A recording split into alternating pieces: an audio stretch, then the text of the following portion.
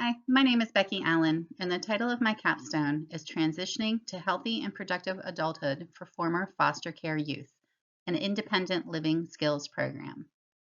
My inspiration for this project is a local community organization, Goshen Valley, that does a lot of great work for foster care youth and foster families in our area. Goshen Valley provides a number of services to our local families, including a structured home environment for at-risk foster care youth, counseling and psychological evaluation services for at-risk families, support services for foster care parents, and a new program for foster care adolescents transitioning out of the foster care system. This program is called New Beginnings. When I started looking into the New Beginnings program, I remember thinking that there are many ways occupational therapy can contribute to make this a more robust and client-centered independent living skills program. Long story short, my ideas for how I could positively contribute to the growth and success of foster care youth in connection with Goshen Valley is the motivation for this capstone project. My research into this topic uncovered staggering statistics regarding the poor outcomes for former foster care youth.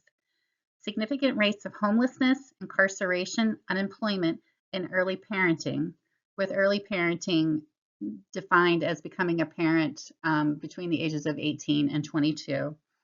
In addition to untreated mental health and substance abuse issues are tracked by the Annie E. Casey Foundation. As you can see on the poster presentation, there's that nice little pie chart under the background and neat, and that kind of shows you the breakup of the four sort of more prevalent negative outcomes for this population. Many youth exit the foster care system with little to no support or training regarding how to navigate adult responsibilities, maintain a home, seek and obtain employment, pursue education after high school, be it a traditional four-year college program or a two-year training program in a trade, in addition to other critical life skills. While there are federal programs and funding to support foster care youth transitions to adulthood, my research uncovered a lack of utilization of these supports due to a lack of knowledge on how to locate these programs or the complex structure of the foster care system itself and how to seek out this information. Sadly, many foster care youth are not even aware that additional supports exist once they exit the foster care system. The need for programming specific to this population is clear, and that we need more targeted and specific interventions and support to decrease negative outcomes and improve transitions to healthy and productive adulthood. In my opinion, occupational therapy is poised to play a critical role in developing and delivering client-centered interventions to improve occupational performance and participation for foster care youth. When I was doing the literature review for this capstone project, there were sort of three primary themes that were apparent in the literature. These three primary areas were the role of occupational therapy with foster care youth, barriers transitioning to adulthood, and childhood trauma and likely sensory processing and emotional regulation skill differences. In terms of the role of occupational therapy, there were several studies that I ran across that spoke to the need for occupational therapy intervention to support foster care transition services. Smith's 2022 research indicated a lack of IADL interventions to support functional independence, emotional regulation, and relationship building.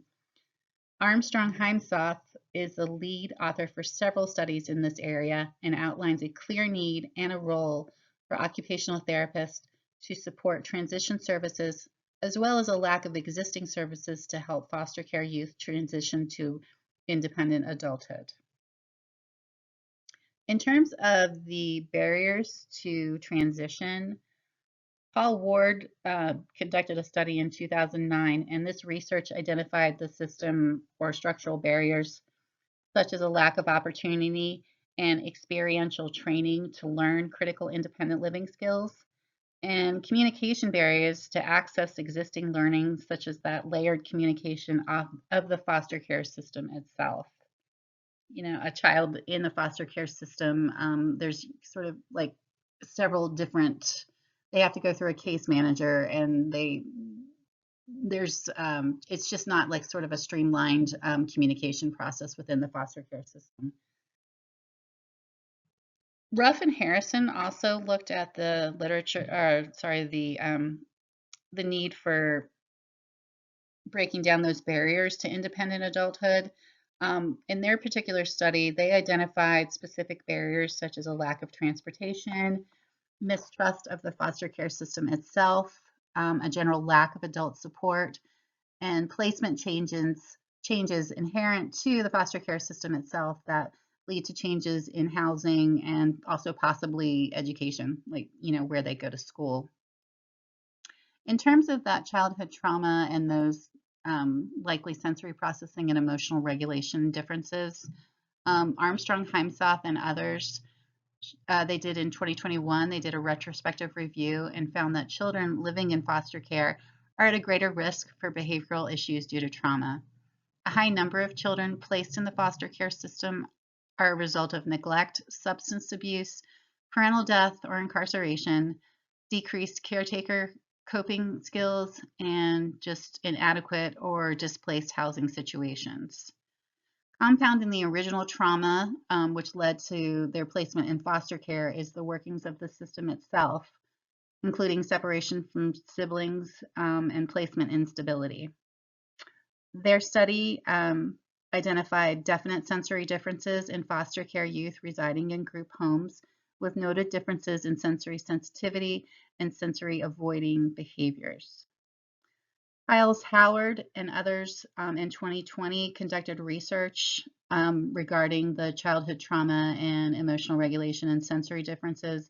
Their research found that there were definite differences in sensory processing skills for children and youth who've experienced childhood trauma, which is likely a significant number of those who are in foster care placement. Their study found that there are extreme sensory differences in the areas of tactile sensitivity, visual and auditory sensitivity, and auditory filtering for victims of trauma. In terms of this capstone project itself, there are 3 primary intervention areas: independent living skills, sensory processing skills, and emotional regulation skills.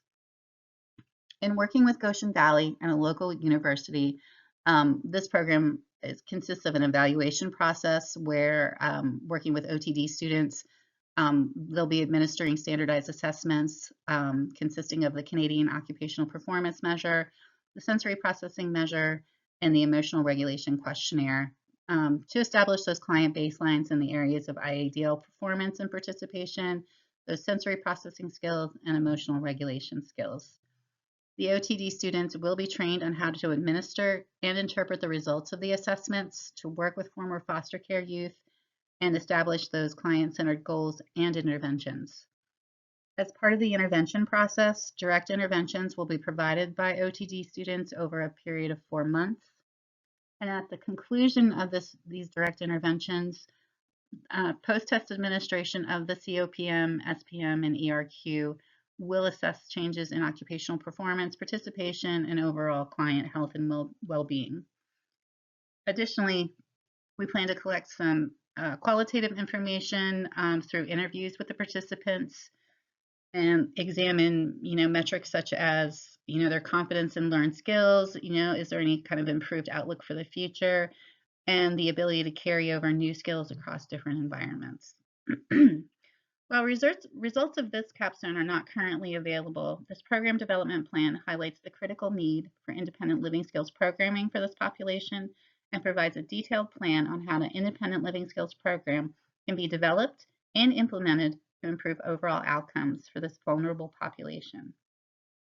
In examining the strengths and needs of this population and the barriers to accessing existing programming, this program plan provides guidance and a specific methodology for organizations to develop new programs or improve existing programming to provide increased opportunities for independent living skills development for former foster care youth and improve overall population outcomes.